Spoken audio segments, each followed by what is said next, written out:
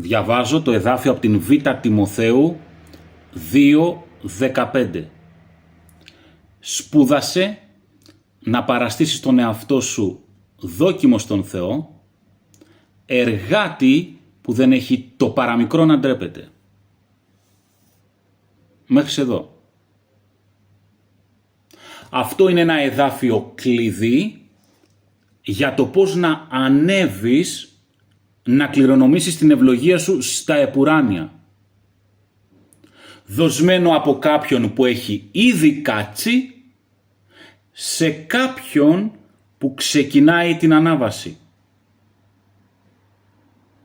Και είναι σημαντικό να σημειώσουμε τις λέξεις κλειδιά, όπου καθώς θα μπούμε μέσα σε αυτές, σαν πνευματικές πόρτες, θα μας οδηγήσουν να γνωρίσουμε αλήθειες για το πώς ο Θεός έχει θέσει τον πνευματικό αγώνα και πώς μπορούμε να νικήσουμε.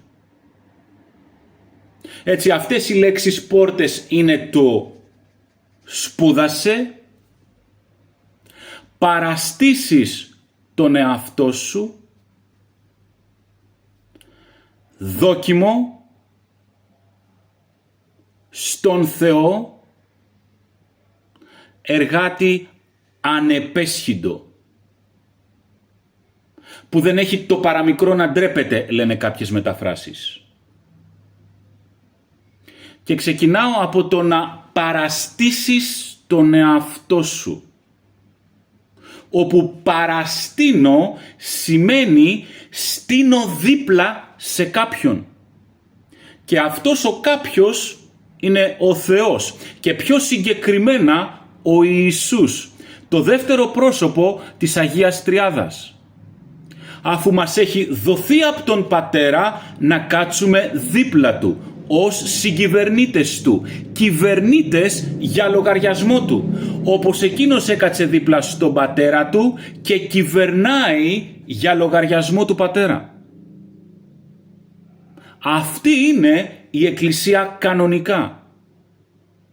Η γυναίκα του αρνίου που ταυτόχρονα είναι και λιοντάρι που κυριεύει.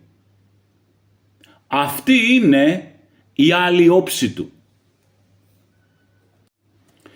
Νόμιζαν ότι θανάτωσαν ένα αρνί, γιατί όταν ήρθε στη γη πήρε την όψη αρνιού, αλλά αναστήθηκε ως λιοντάρι, που τώρα κανένας και τίποτα δεν μπορεί να νικήσει και να επικρατήσει.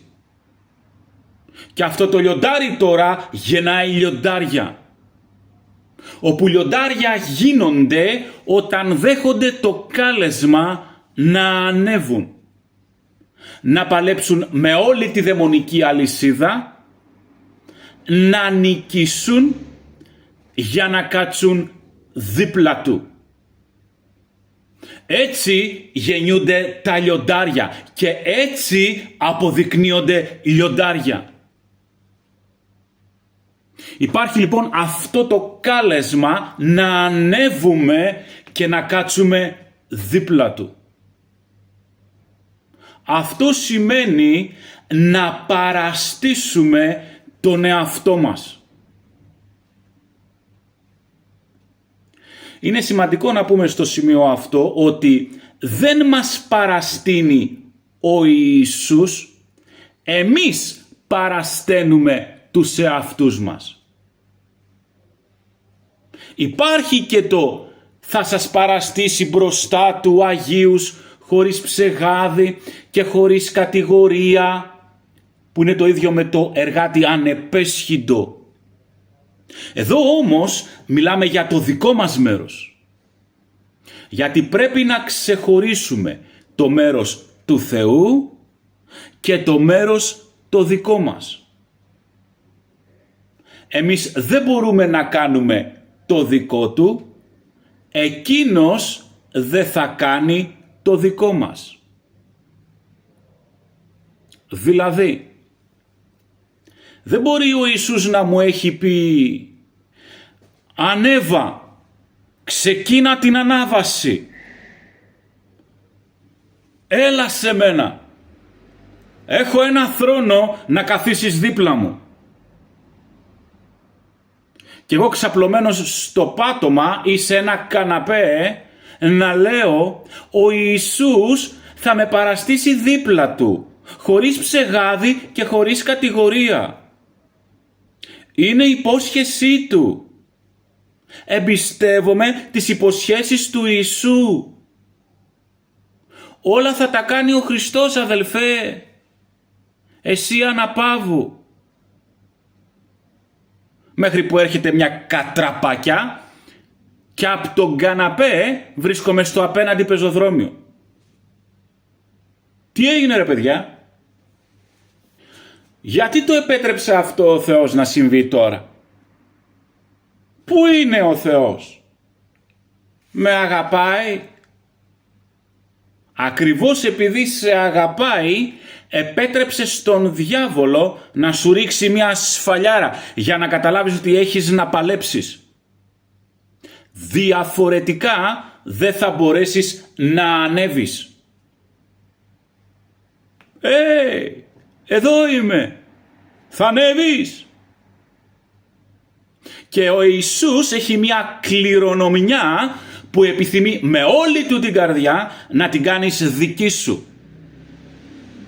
Αλλά θα πρέπει να νικήσεις όλο τον δαιμονικό στρατό όπως αυτός τον νίκησε.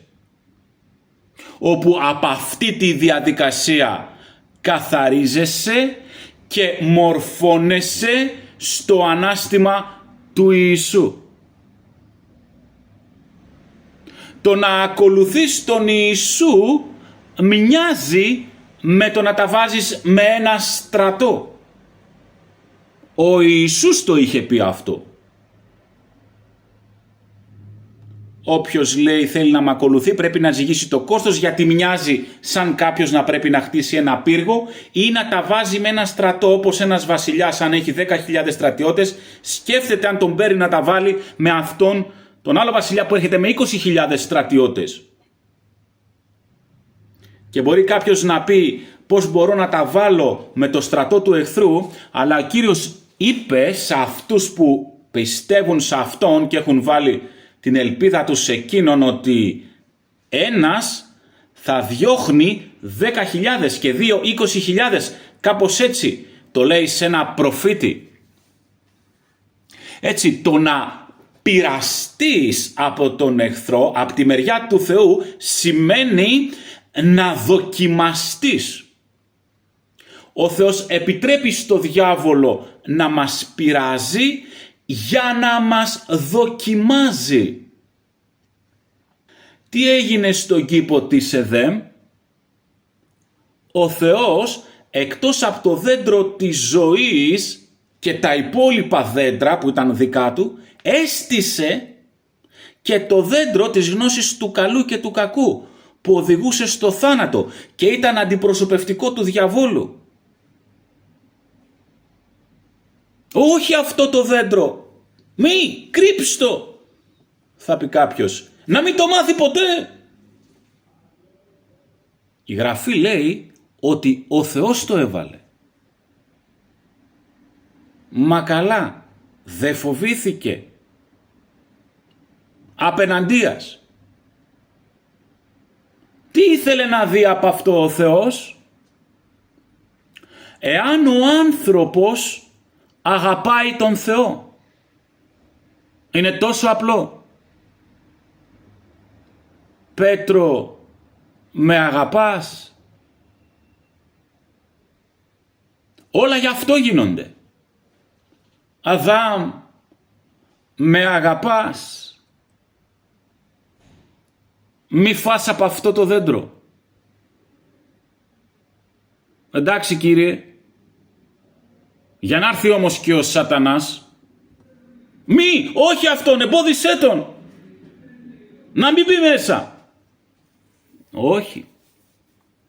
Θα τον αφήσει. Θέλει να δει ο άνθρωπος τι θα κάνει. Δεν το ξέρει. Το τι ξέρει και σε τι βαθμό το ξέρει, μόνο ο Θεός το ξέρει. Εμείς μόνο υποθέσεις μπορούμε να κάνουμε.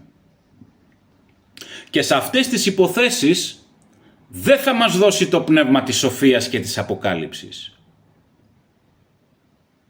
Αυτό που πρέπει να κρατήσουμε όμως είναι ότι υπάρχει μια ελευθερία επιλογής. Μια ελευθερία εκλογής που ο Θεός έχει θέσει στην δική μας δικαιοδοσία.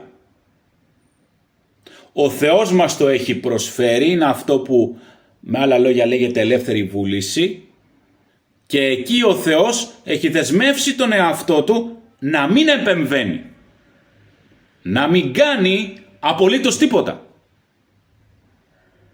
Γιατί είναι το μόνο σημείο από την μεριά μας από το οποίο μπορεί να αντλήσει ευχαρίστηση για τον εαυτό του.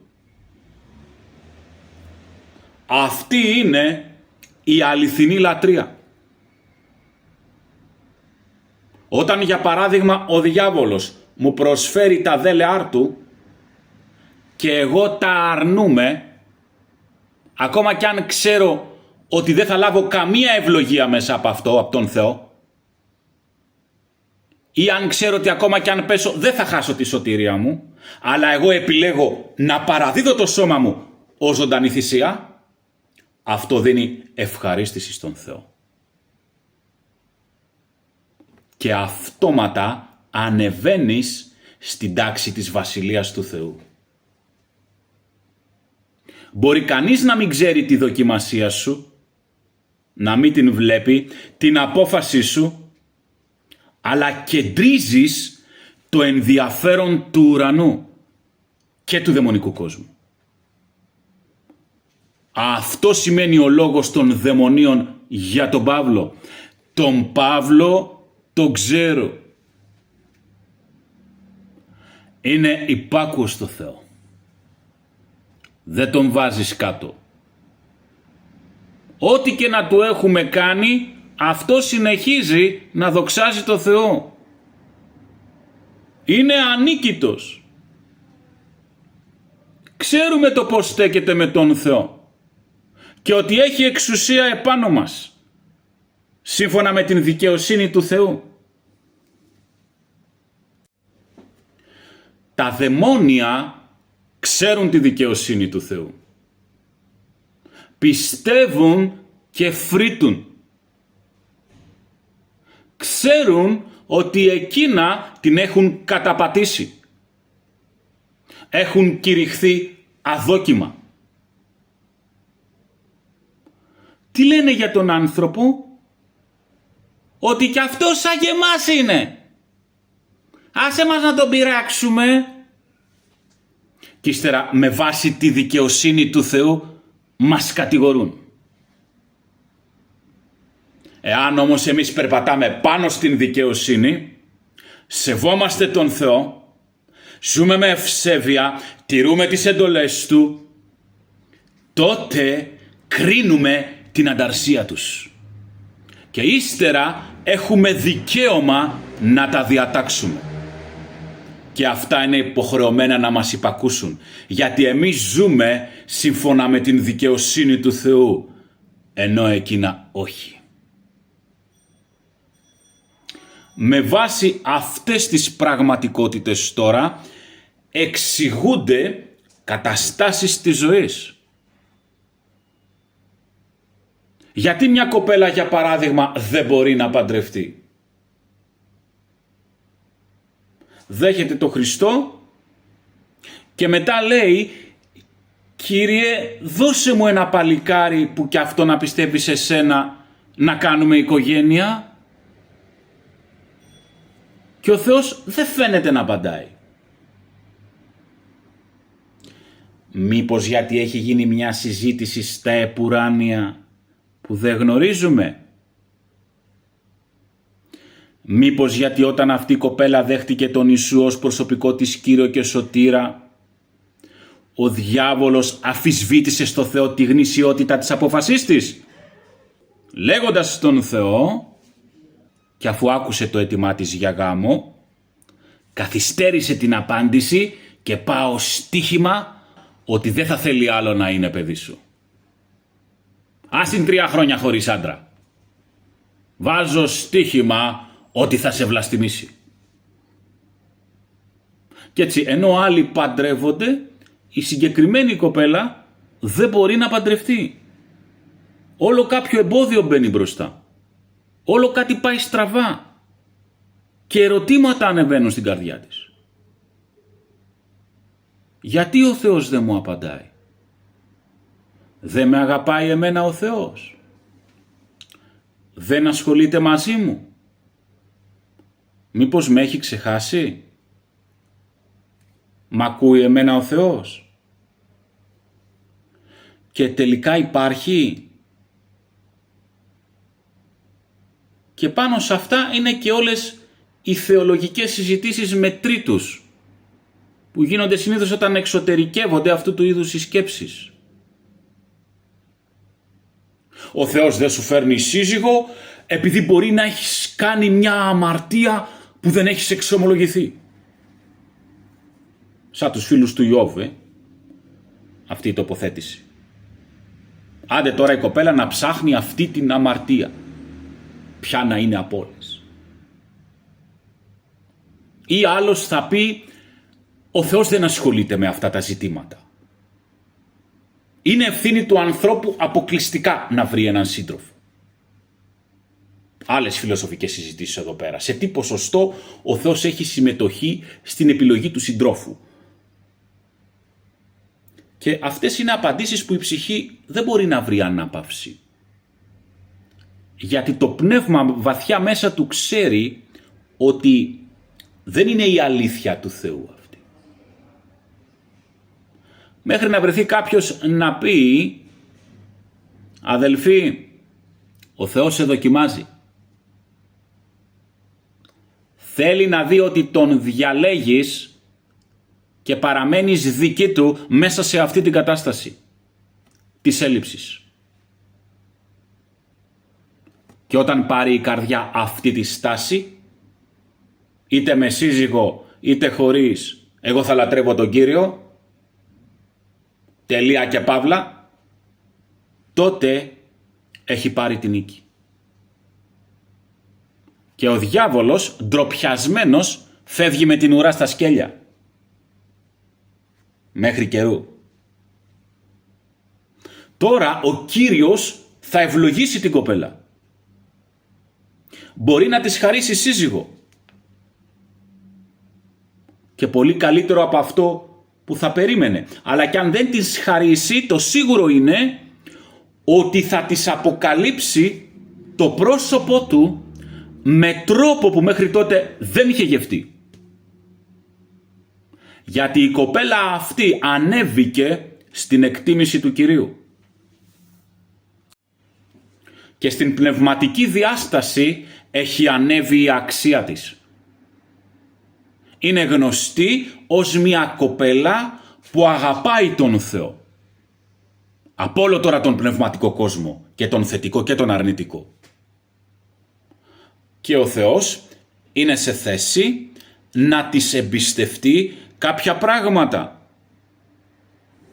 Τα μυστικά του, κάποια υπόθεσή του. Μπορεί να λάβει κάποια διακονία, κάποιο χάρισμα. Να καθιερωθεί σε μια πνευματική θέση.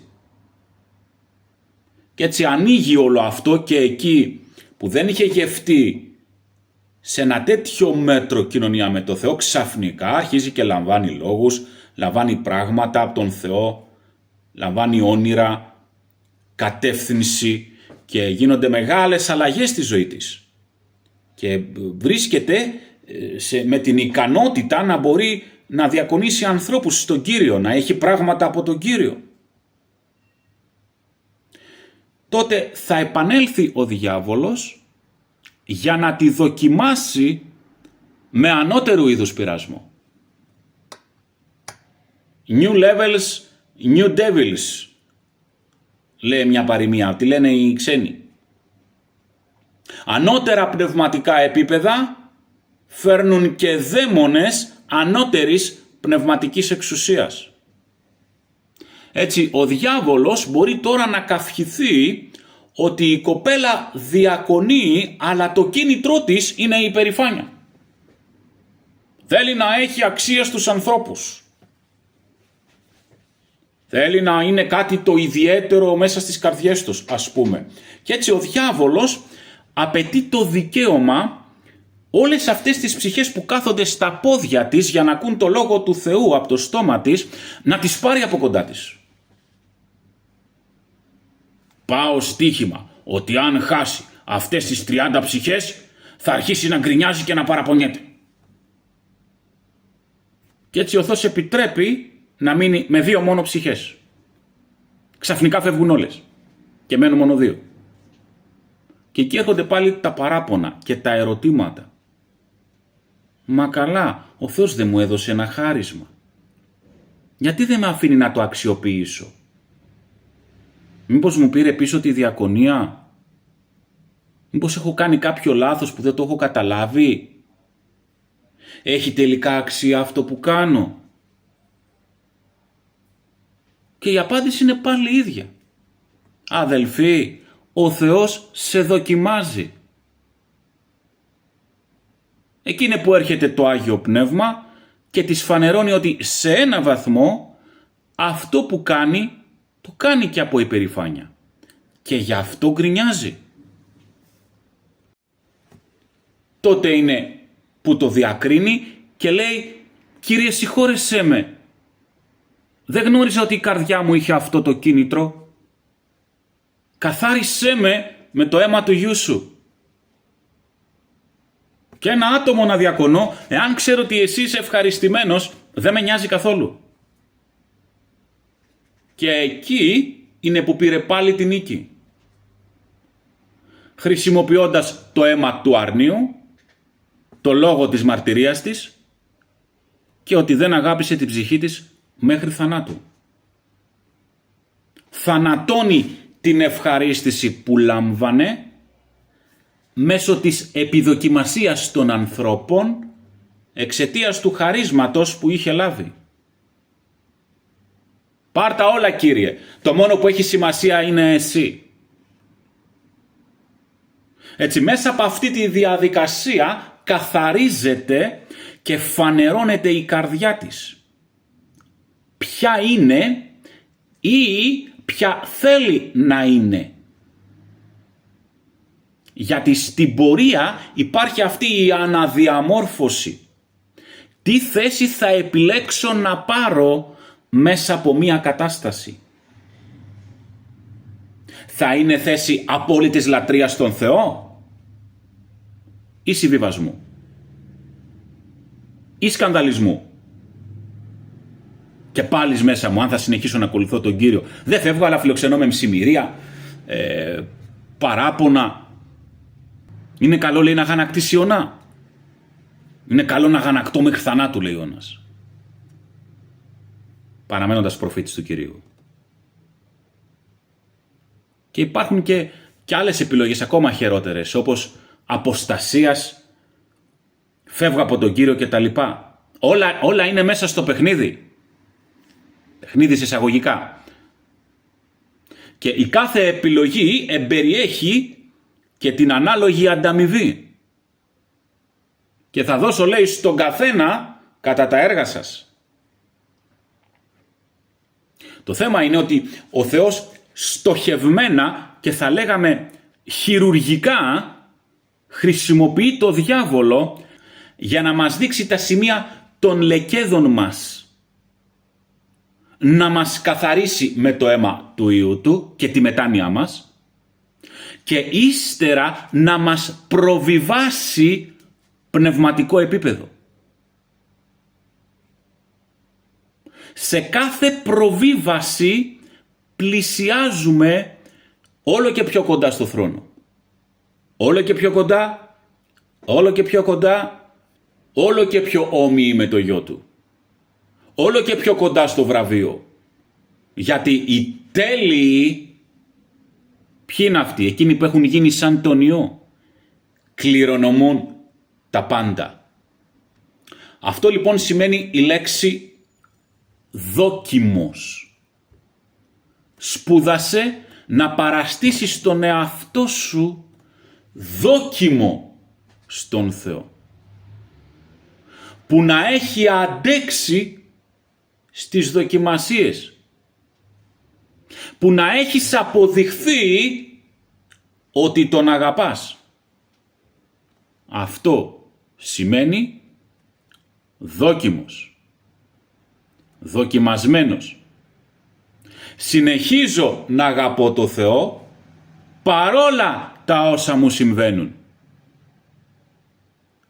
Παρόλες τις ουλές και τις πληγές που έχω αποκτήσει κατά την ανάβαση, καρδιά και στόμα συνεχίζουν να ευλογούν τον Θεό.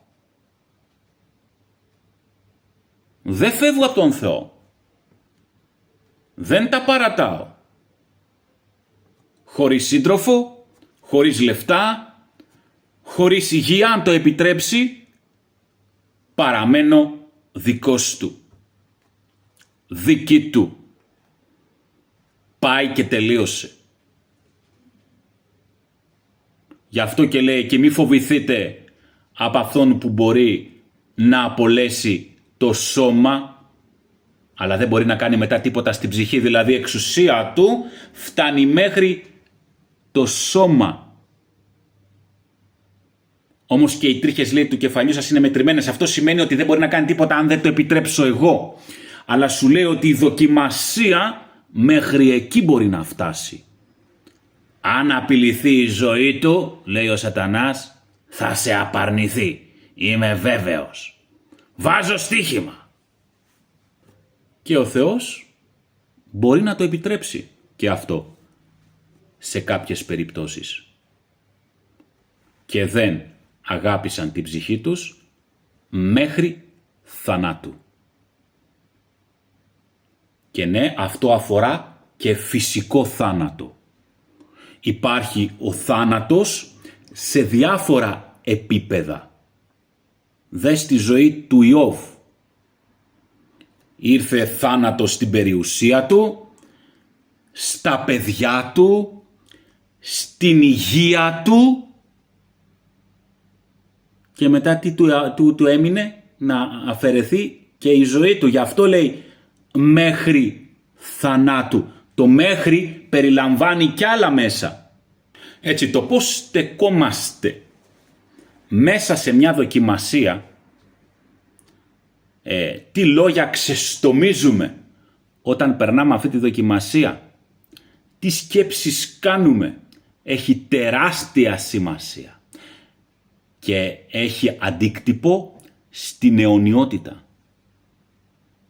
Θυμάμαι τη μαρτυρία που δίνει για τον Ιώβ η Γραφή, όταν μπήκε μέσα στη βαριά δοκιμασία, που λέει ότι με το στόμα του δεν είπε κανέναν άστοχο λόγο για τον Θεό.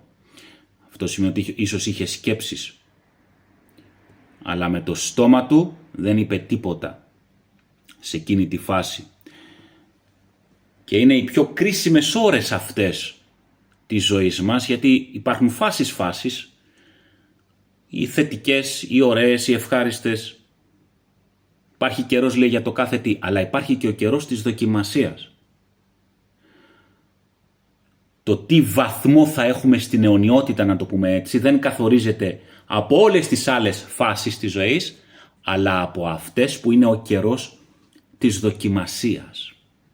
Έτσι έχουμε ανθρώπους που στέκονται με ένα συγκλονιστικό τρόπο. Παράδειγμα, έχουμε τον Παύλο και τον Σίλα, που κηρύττουν το Ευαγγέλιο και τους πιάνουν εκεί σε κάποια πόλη και τους βάζουν φυλακή.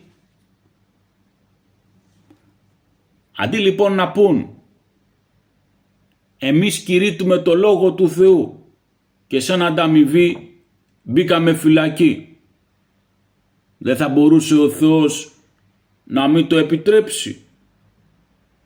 Θα μπορούσαν να είχαν σταθεί με αυτόν τον τρόπο. Αλλά αντί για γκρίνια, τι βγάζουν?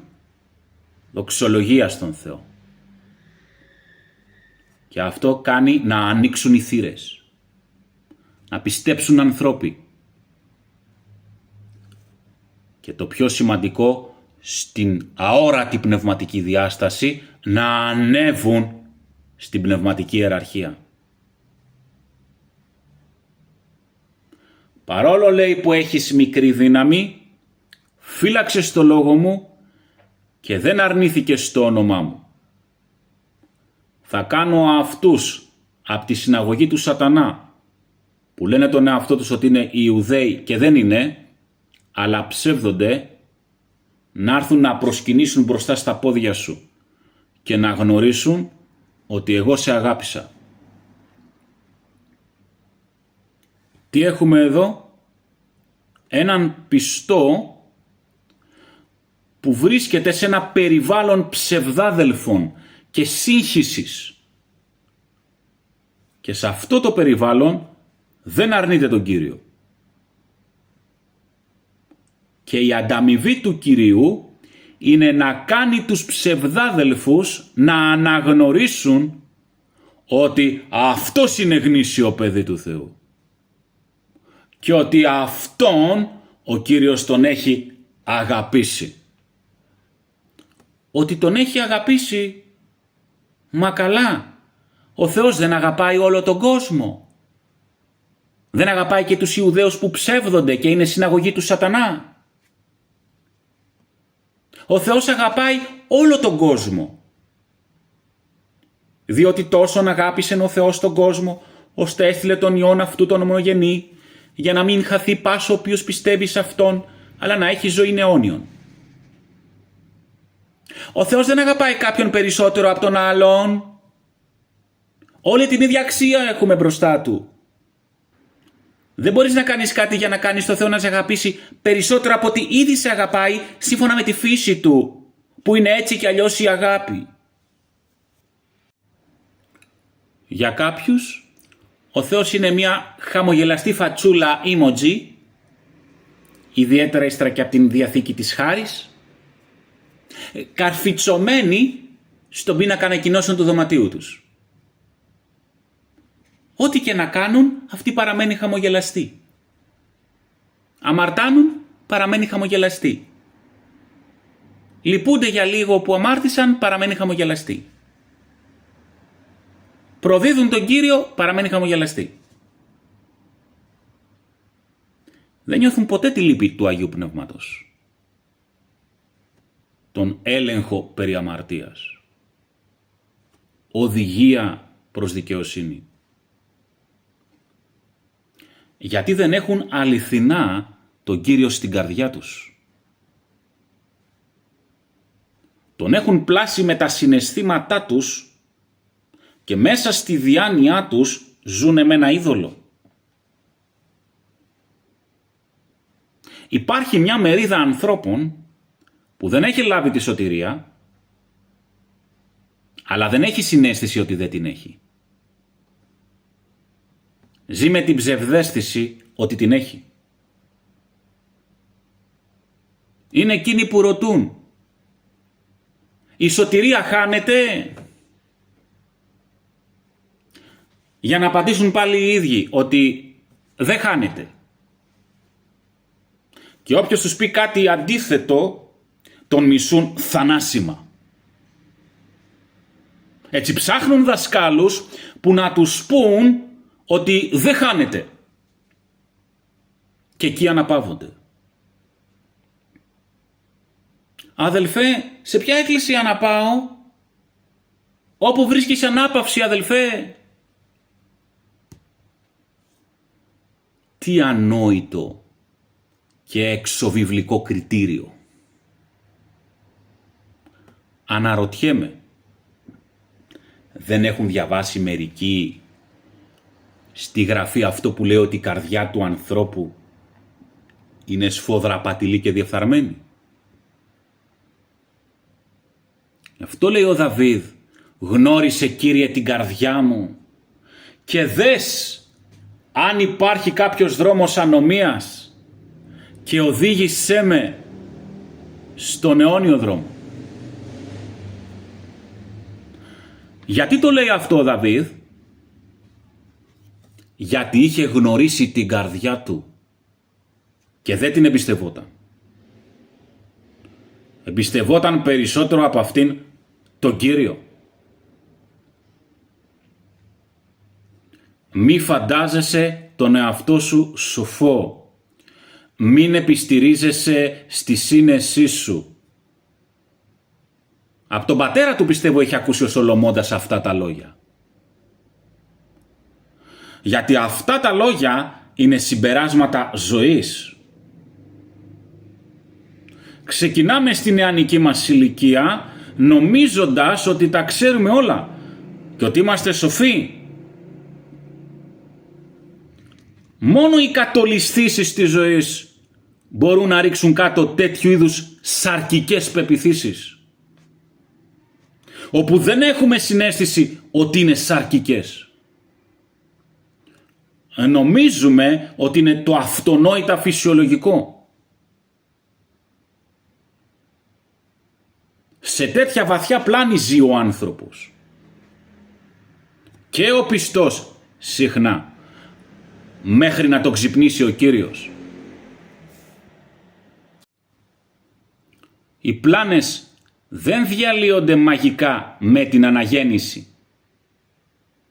Ιδάλλως δεν θα απευθυνόταν ο Παύλος σε πιστούς όταν λέει καθερούμε λογισμούς και οχυρώματα και παν νόημα που υπεραίρεται ενάντια στη γνώση του Χριστού. Έτσι, τι κάνει ο Δαβίδ? Παραδίδει τον εαυτό του για διόρθωση. Και αυτό είναι ό,τι πιο σοφό μπορεί να κάνει κάποιος.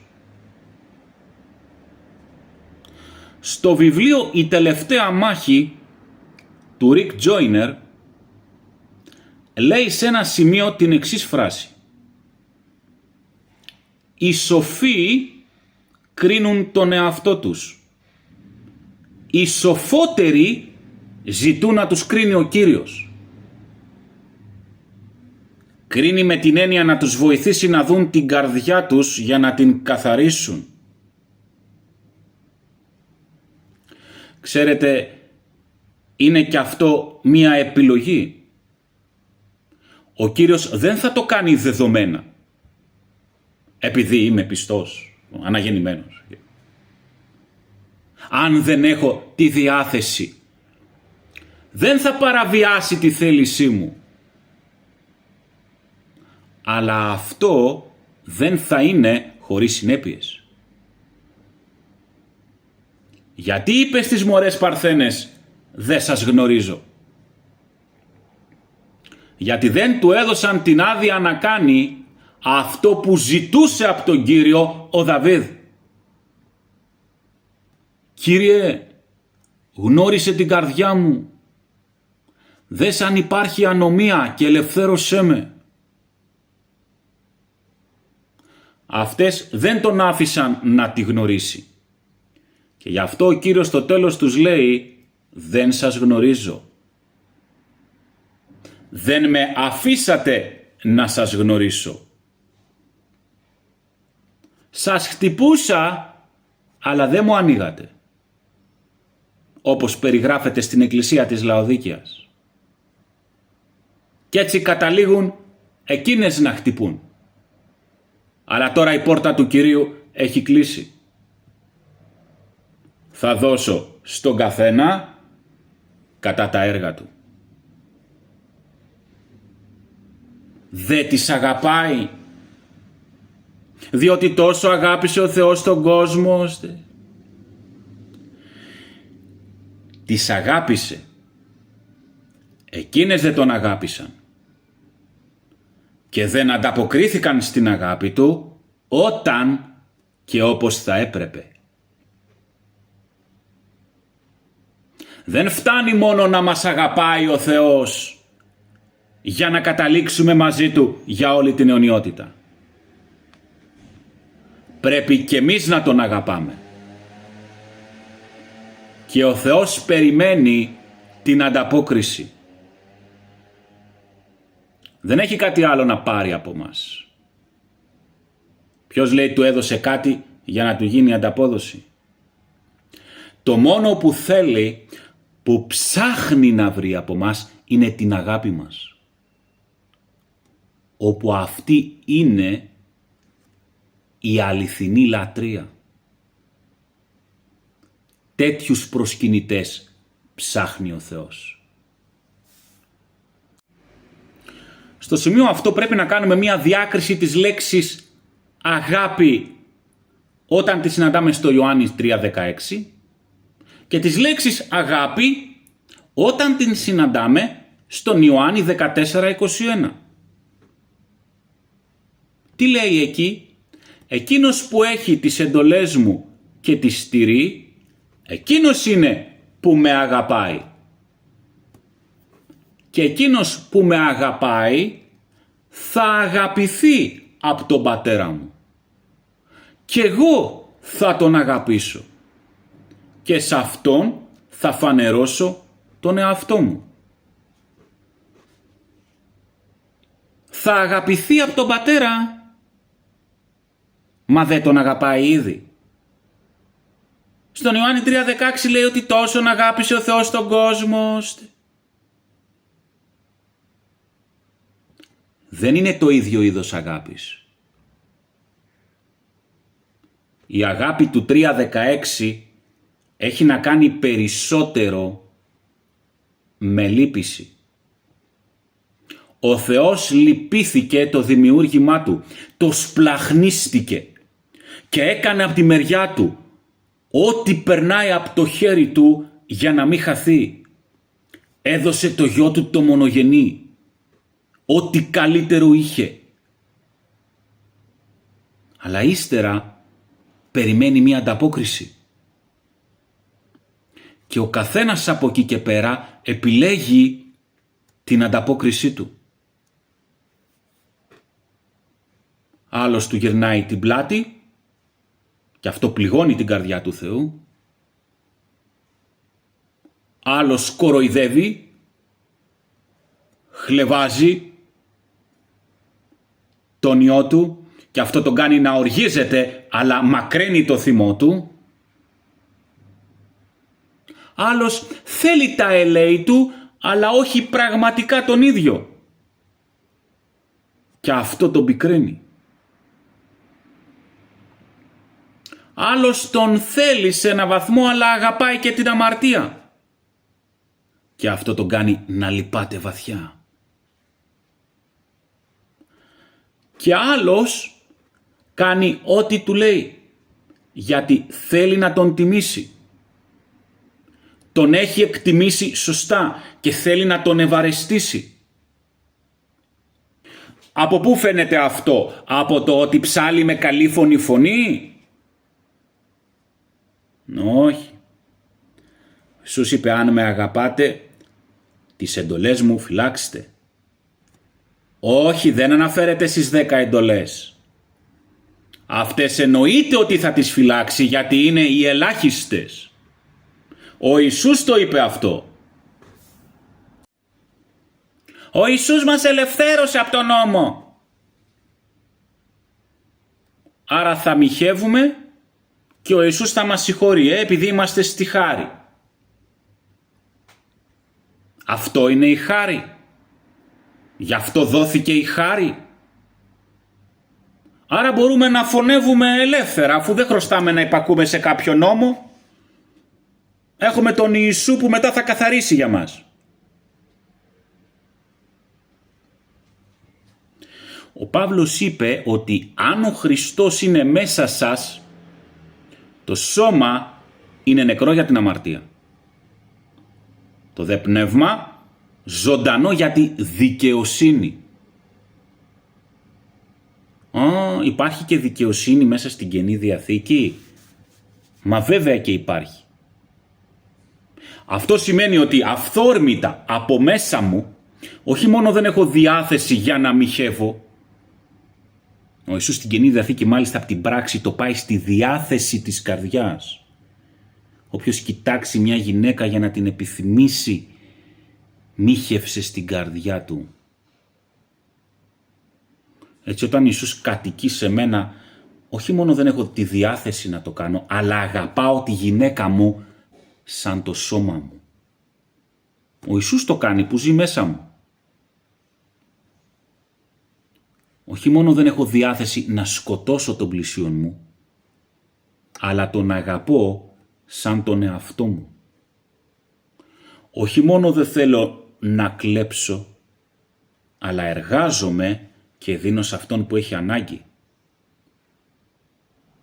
Αυτή είναι η βάση στη σχέση μου με τον Θεό, αν θέλω να πάω παραπέρα. Και όχι όροφη. Όταν ο Ιησούς μιλάει για εντολές, αναφέρεται σε κάτι πολύ πιο βαθύ. Όπως για παράδειγμα όταν μου ζητάει να αφήσω κάτι αγαπημένο, που δεν είναι αμαρτία με την ηθική έννοια του όρου. Ένα χόμπι για παράδειγμα, για να ελευθερωθεί ο χώρος να έχω περισσότερη κοινωνία μαζί του. Το χώρο που έπιανε το χόμπι θα τον καταλάβει τώρα ο Ιησούς. Αυτός που ανταποκρίνεται σε κάθε τι που ο Ιησούς του λέει να βγάλει από τη μέση, γιατί θεωρεί ότι ο Κύριος είναι ο μεγαλύτερος θησαυρός, όπου για χάρη του είναι διατεθειμένος να τα πουλήσει όλα, είναι που ελκύει τον Πατέρα και το Υιό. Σε αυτόν αναφέρεται όταν λέει «Θα αγαπηθεί από τον Πατέρα μου και από μένα θα αγαπηθεί και σε αυτόν θα φανερώσω τον εαυτό μου». Εδώ η αγάπη τώρα δεν έχει την έννοια του ελέους, αλλά ότι δίνω τον εαυτό μου σε σένα. Με τον ίδιο τρόπο που ένας άντρας δίνει τον εαυτό του στη γυναίκα που μόλις έχει παντρευτεί και απολαμβάνει ιδιωτικές στιγμές μαζί της που με καμία άλλη γυναίκα στον κόσμο δεν θα διαθέσει, αλλά είναι μόνο για την αγαπημένη του, για αυτήν που την έχει αγαπήσει και έχει μείνει αποκλειστικά πιστή σε αυτόν. Τώρα μπορούμε να καταλάβουμε εδάφια όπως «Εκείνα που μάτι δεν είδε και αυτή δεν άκουσε και σε καρδιά ανθρώπου δεν ανέβηκαν, ετοίμασε ο Θεός για αυτούς που αγαπάει». Όχι, για αυτούς που τον αγαπούν. Νομίζετε ότι είναι μόνο στην Καινή Διαθήκη αυτό? Κοιτάξτε τι λέει στις παροιμίες. «Εγώ εκείνους που με αγαπούν τους αγαπώ και εκείνοι που με ζητούν θα με βρουν.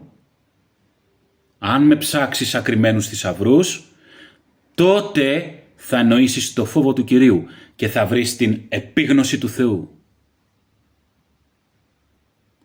Βλέπετε, ο Θεός είναι ο ίδιος, χτες, σήμερα και στους αιώνες. Γι' αυτό πρέπει να μάθουμε να βλέπουμε πέρα από παλιές και καινές διαθήκες. Ποια είναι η καρδιά του Κυρίου, ο χαρακτήρας του Κυρίου που είναι αναλύωτος. Έτσι ο Θεός δεν αποκαλύπτει τον εαυτό του παρά μόνο σε όσους τον έχουν εκτιμήσει σωστά. Σε εσάς δόθηκε να γνωρίσετε τα μυστήρια της Βασιλείας των Ουρανών. Σε εκείνους όμως δεν δόθηκε, αλλά κλείστηκε απ' έξω. Θα χάσουν τη σωτηρία τους. Μπορεί να μην τη χάσουν, αλλά δεν είναι όλα η σωτηρία. Άλλωστε δεν σώζεσαι για να σωθείς. Σώζεσαι για να μην στερείς σε άλλο τη δόξα του Θεού. Το ότι μπήκες όμως στη σωτηρία δεν σημαίνει ότι ο Θεός θα μοιραστεί τώρα και τον εαυτό του μαζί σου. Αν δεν ενδιαφέρεσαι για κάτι περισσότερο, δεν θα αποσύρει μεν τη σωτηρία σου, αλλά μην περιμένεις να μοιραστεί οτιδήποτε πολύτιμο δικό του μαζί σου. Θα έχεις μόνο τη σωτηρία. Όπου αν αμαρτάνεις μέσα στο Χριστό, εξακολουθητικά κινδυνεύεις να χάσεις και τη σωτηρία. δεν είναι μόνο ότι δείχνεις ότι δεν τον αγαπάς πραγματικά, τον θέλεις μόνο για τη σωτηρία σου, αλλά παίζεις με το να καταπατήσεις το αίμα του Άγιου Αμνού. Και εκεί είναι που εξάπτεται η οργή του Θεού Πατέρα. Αν κάτι μπορεί να προκαλέσει την οργή του Θεού, είναι ακριβώς αυτό το πράγμα.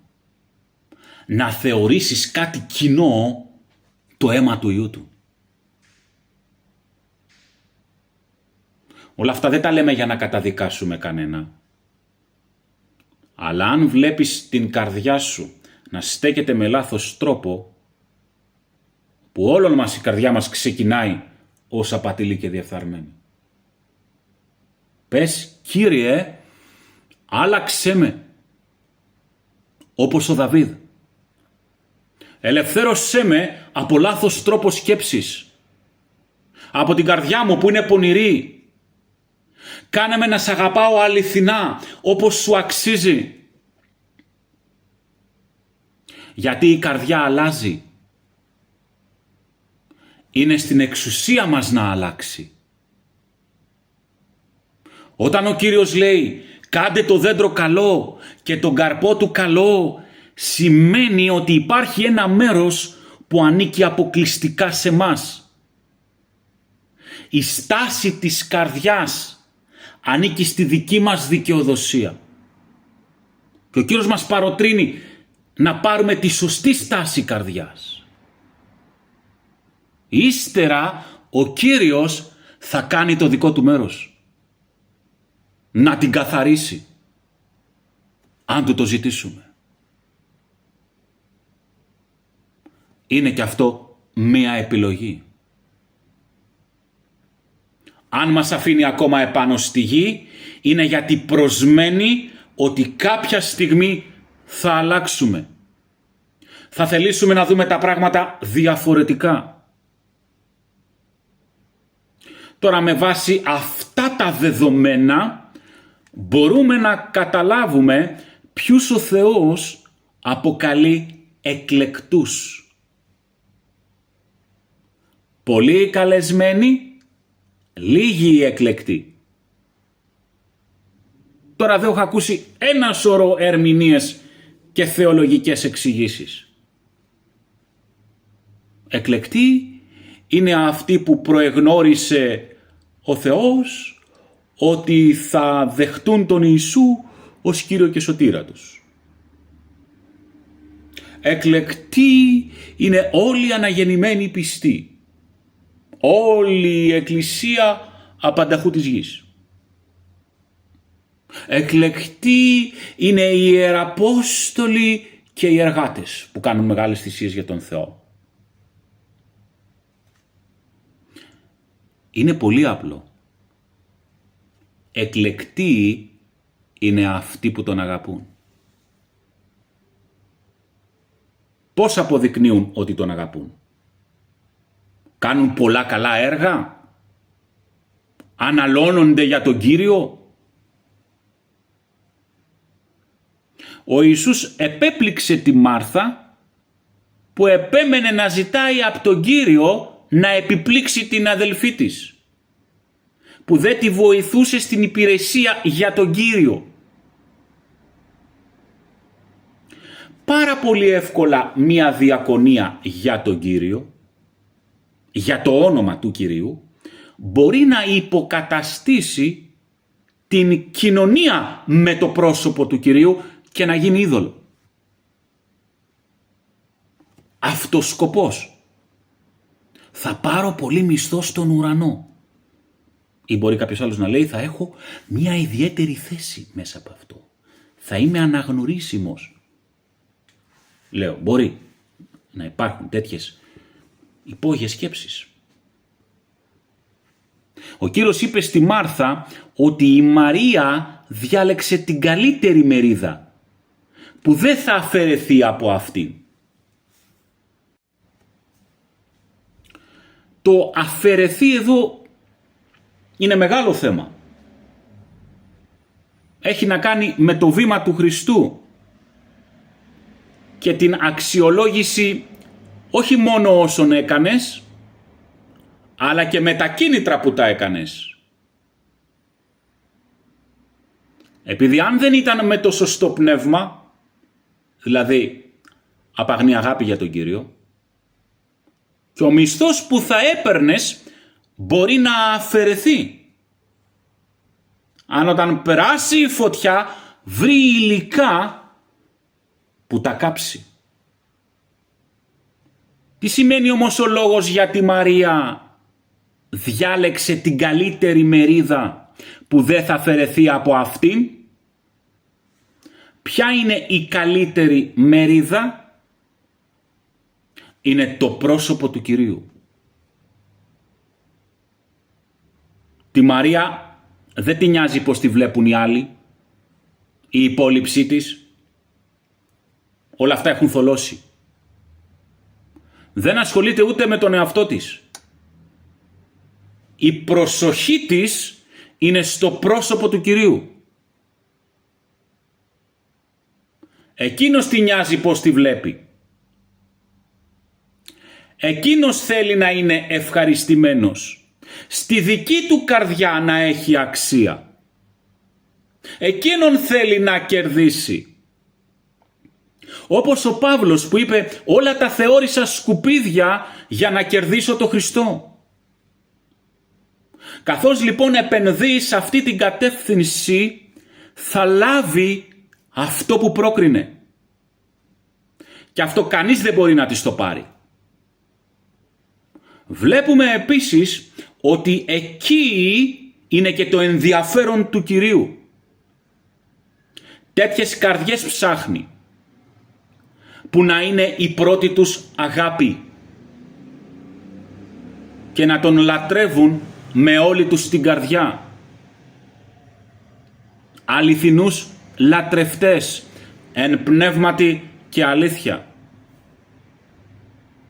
Μα καλά, θα πει κάποιος, δεν κάνουν κι αυτοί καλά έργα?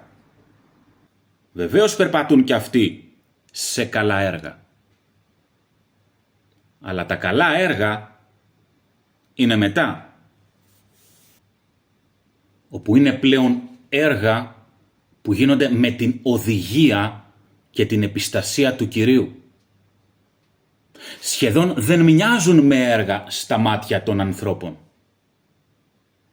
Γιατί δεν μοιάζουν με αυτά που έχουν καθιερωθεί στη συνείδηση των πολλών ως έργο Θεού. Και έτσι θεωρούνται από τους πολλούς ως μωροί, ως άχρηστοι μέσα στην κοινότητα των πιστών. Αλλά ο Κύριος γνωρίζει ποιοι είναι. Στην πραγματικότητα ζουν όπως έζησε ο Κύριος. Τι έλεγε ο Κύριος? Δεν κάνω τίποτα αν δεν δω τον Πατέρα να κάνει. Πήγε στην Βηθεσδά και θεράπευσε μόνο ένα. Γιατί όχι και τους υπόλοιπους Ιησού? Τι σου κάνανε οι υπόλοιποι? Θα τους πάμε τώρα εμείς κανένα συσίτιο για να τους παρηγορήσουμε. Αρρώστησε ο Λάζαρος. Πάμε γρήγορα. Καθίστε κι άλλο. Είσαι με τα καλά σου Ιησού? Θα πεθάνει. Όταν πέθανε, σηκωθείτε τώρα. Είναι η ώρα να πάμε. Δεν μπορώ να τον καταλάβω τον Ιησού. Είναι η ώρα να πάμε στη γιορτή. Εγώ δεν θα πάω στη γιορτή. Είσαι με τα καλά σου Ιησού? Όλοι θα πάνε στη γιορτή και εσύ δεν θα έρθεις? Πνευματικός άνθρωπος. Τέτοια θρησκευτική γιορτή.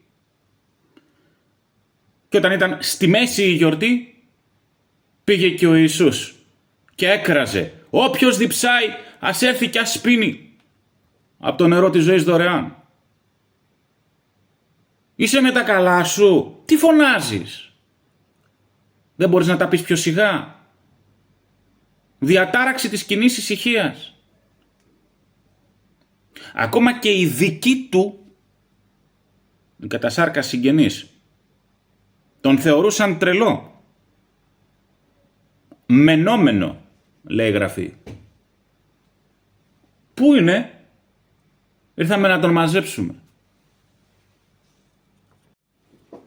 Βλέπετε που εμείς βλέπουμε τον Ιησού μέσα από την ευρεία αποδοχή που έχει αποκτήσει μετά από 2.000 χρόνια. Όπως τον καταλαβαίνει βέβαια το κάθε δόγμα και τον έχει πλάσει. Αν ερχόταν πάλι σήμερα, μπορεί να μην τον καταλαβαίναμε. Τα ίδια ισχύουν για τον Παύλο. Αν ζούσαμε στην εποχή του, θα τον θεωρούσαμε όπως και οι υπόλοιποι ένα αμφιλεγόμενο πρόσωπο. Κυνηγούσε τους χριστιανούς, τώρα πίστεψε, λέει ότι είναι και Απόστολος. Ποιος ξέρει? Τρέχει αριστερά και δεξιά. Είναι γνήσιος. Ποιοι θεωρούνταν γνήσιοι? Οι επισημότεροι. Ο Πέτρος, ο Ιάκωβος, ο Ιωάννης, στα Ιεροσόλυμα, με τα συμβούλια της Συνόδους αναγνωρισμένοι. Αυτός τι είναι? Πήγε να επιβεβαιώσει ότι και αυτός τα λέει καλά. Του είπα να μην είναι μες στα πόδια τους. Ο Βαρνάβας λέει ότι είναι εντάξει. Και οι μαθητές του στην Κόρινθο δεν τον δέχονταν, τα ίδια τα πνευματικά του παιδιά. Δεν είσαι γνήσιος Απόστολος εσύ. Εμείς είμαστε του Κηφά, του Πέτρου. Στην τελευταία του απολογία ο ίδιος ο καημένος λέει, που ήταν και στη φυλακή, μπαινόβγαινε, λέει ότι δεν μου παραστάθηκε κανένας. Τον είχαν ξεχάσει όλοι. Ούτε καν ξέρουμε καλά το θάνατό του, προφανώς πέθανε μόνος και ξεχασμένος. Γιατί τον έχουμε σήμερα σε εκτίμηση? Γιατί τον ανακρίνουμε μέσα από την αναγνωρισιμότητα του Θεού, που είναι πλέον γνωστοποιημένη σε μας. Μέσα από τα γραπτά που ο Θεός επέτρεψε να μπουν στην Καινή Διαθήκη. Το 1/3 της Καινής Διαθήκης είναι του Παύλου. Ο Πέτρος 2 επιστολές έγραψε όλες και όλες. Βλέπουμε λοιπόν πώς τον έχει αυτό τον άνθρωπο ο Θεός. Και γι' αυτό κατευθείαν τον τιμούμε και εμείς. Τον έχουμε σε μεγάλη υπόλοιψη. Αυτό δεν σημαίνει ότι θα τον τιμούσαμε αν ζούσαμε στην εποχή του ή θα καταλαβαίναμε το πνευματικό του ανάστημα.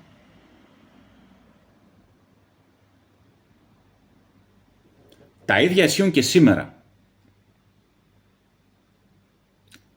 Η οπτική μας για τα πράγματα δεν είναι διαμορφωμένη αληθινά από τις αξίες της Βασιλείας του Θεού, από αυτό που πραγματικά είναι η Βασιλεία του Θεού. Νομίζουμε ότι έχουμε καταλάβει τη Βασιλεία του Θεού, αλλά τη βλέπουμε μέσα από πολλά πέπλα, που χωρίς να το συνειδητοποιούμε είναι κοσμικά και σάρκινα. Γι' αυτό και σήμερα πολύ δύσκολα θα αναγνωρίζαμε τους εκλεκτούς του. Πόσο μάλλον και όταν δεν έχουμε μάθει να ρωτάμε τον Κύριο σήμερα για το τι γνώμη έχει για κάποιον. Βιαζόμαστε γρήγορα να τον κρίνουμε και να βγάλουμε συμπεράσματα, γιατί θεωρούμε τους εαυτούς μας σοφούς.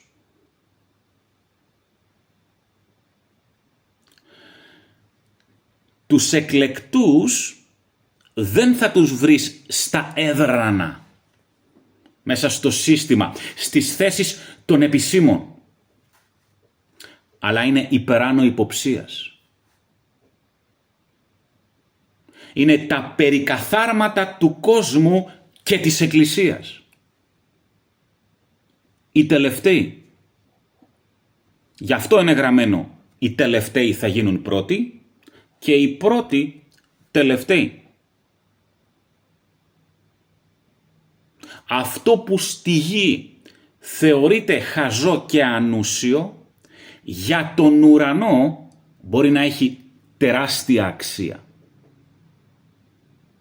Και αυτό που στη γη μπορεί να θεωρείται μεγάλο επίτευγμα, για τον ουρανό μπορεί να μην έχει αξία. Στο σημείο αυτό πρέπει να πούμε ότι οποιοσδήποτε μπορεί να είναι εκλεκτός αν ανταποκριθεί στο κάλεσμα του Θεού. Δεν είναι κάποιοι δηλαδή που ο Θεός τους προόρισε έναντι άλλων που του αρέσει πιο πολύ η φάτσα τους. Γιατί κάποιος μπορεί να πει εγώ αποκλείεται να είμαι. Αυτό δεν σημαίνει ότι δεν μπορεί να είσαι. Ή αν κάποιος πει εγώ είμαι σίγουρα. Αυτό δεν σημαίνει ότι απαραίτητα είσαι. Ούτε ο Θεός μας καλεί να μαντέψουμε ποιους προεγνώρισε. Ο λόγος που απευθύνει σε μας είναι σπούδασε να παραστήσεις τον εαυτό σου δόκιμος στον Θεό. Και αν γίνεις δόκιμος, αυτόματα είσαι και εκλεκτός. Αυτό είναι που χρειάζεσαι να γνωρίζεις εσύ. Αγωνίζου τον καλό αγώνα της πίστης και θα λάβεις το στεφάνι της ζωής.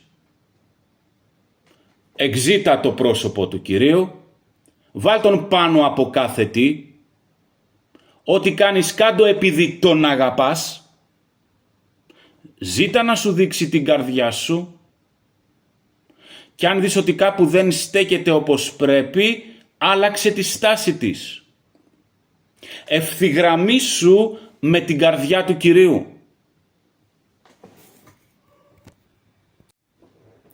Εν κατακλείδη, από πού αποδεικνύεται κάποιος ότι αγαπάει τον Θεό? Τηρεί τις εντολές Του. Αν με αγαπάτε, τις εντολές μου φυλάξτε. Εντολές όχι νηστεύω Τετάρτη και Παρασκευή ή δεν χάνω συνάθρηση στην εκκλησία, ξέρω απ' έξω τη γραφή και πάντα πριν το φαγητό κάνω την προσευχή μου. Καλό είναι και αυτό να την κάνεις, αλλά εδώ μιλάμε για το ότι ανταποκρίνεσαι σε ό,τι σου ζητήσει ο Κύριος. Στα ρήματα του Θεού που αφορούν τη δική σου προσωπική ζωή, όπου αυτό προϋποθέτει πρώτα να είσαι ανοιχτός να ακούς. Υπάρχουν πολλοί πιστοί που έχουν αρνηθεί να ακούν τον Κύριο και έχουν την οπτική τους και πορεύονται με αυτή. Ακούω και υπακούω και έτσι φανερώνω ότι αγαπάω τον Κύριο. Όπου ύστερα ό,τι κάνω, το κάνω επειδή τον αγαπώ. Ό,τι κι αν είναι αυτό. Το κίνητρό μου είναι η αγάπη μου προς το πρόσωπό Του. Δεύτερον, δεν τον αρνείσαι την ώρα της δοκιμασίας. Και τρίτον, δέχεσαι την παιδεία του Θεού. Παρόλο που όταν αυτή έρχεται, δεν είναι ευχάριστη. Είναι, λέει, πρόξενος λύπης και όχι χαράς. Ύστερα όμως αποφέρει ειρηνικό καρπό δικαιοσύνης. Σε έκανα, λέει ο Κύριος στον προφήτη Ισαΐα, εκλεκτό στο χωνευτήρι της θλίψης. Σε τι βαθμό έχουμε δει ως πιστοί του Χριστού αυτή την διάσταση της λέξης εκλεκτός? Αλλά είναι συνδεδεμένη με άλλα πράγματα συνήθως, που περισσότερο είναι μάλλον άσχετα, παρά σχετικά. Στο επόμενο μήνυμα θα δούμε την εφαρμογή αυτής της φράσης «σε κατέστησα εκλεκτός στο χωνευτήρι της θλίψης» στη ζωή ενός ανθρώπου του Θεού που αποκαλέστηκε από τον Θεό σφόδρα αγαπητός και βεβαίως Μιλάμε για τον Δανιήλ. Κανονικά θα μιλούσα για την ιστορία του σε αυτό το μήνυμα, γιατί είναι συνδεδεμένη με αυτό το συγκεκριμένο μήνυμα, αλλά για να αφομοιώσουμε αυτά που μέχρι τώρα υπόθηκαν, θα σταματήσω εδώ και θα συνεχίσω την επόμενη φορά. Θυμίζω ότι είμαστε ακόμα στο δωμάτιο της πόρτας λέξης που λέγεται δόκιμος, η οποία βεβαίως μας οδήγησε σε μια επόμενη πόρτα που απ' έξω έχει την λέξη εκλεκτός. Θα συνεχίσουμε σε αυτά τα δύο δωμάτια την επόμενη φορά. Ο Κύριος να σας ευλογεί.